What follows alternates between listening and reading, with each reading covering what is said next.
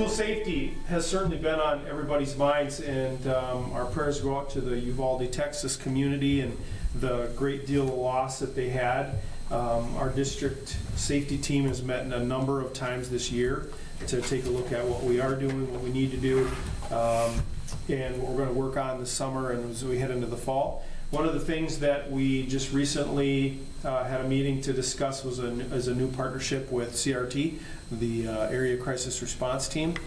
A lot has changed in their kind of environment and ability to engage and support schools, and so we're excited about that. They're going to be helping us with threat assessment protocols and training for our staff on how to respond to threats, and so I'm excited about that. You know, we want to be in a place where those responses are consistent and thorough and thoughtful, so that we can respond in ways that are appropriate and safe. We're also going to work to do some refinement of protocols around students who have been impacted by self-harm.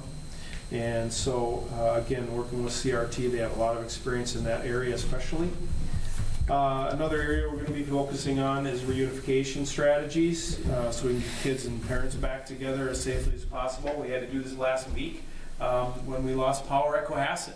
We had to get parents and students back together, and that's something that when we look at the scope of things that can happen or do happen often in schools, that's for sure one of those things that we have had to do a number of times just even this year.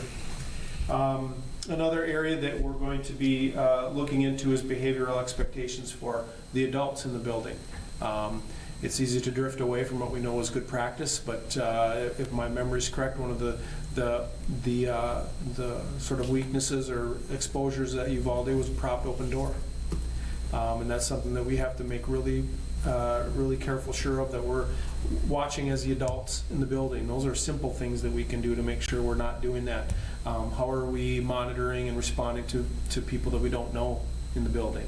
Making sure we're really tight on those things. We can do that just with some behavioral reminders for the adults. So that's something. And then finally, there's drills and training that we need to make sure that we're doing consistently, so that when something happens or if something happens, we can kind of respond in a way that enables us to go back to our most recent and best training around that. So a lot of work there.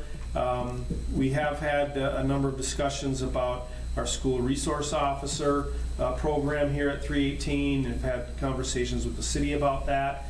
The issue, as we've discussed, is that our funding no longer covers the cost of those two officers, and so any excess cost will need to be covered by general fund dollars. Currently, we have two options to consider: two officers like we have now, or one. And so this will be on the agenda for our next meeting, and time for discussion between now and then too, but that'll be a decision that we have to work through, because there are, a lot of push and pull there.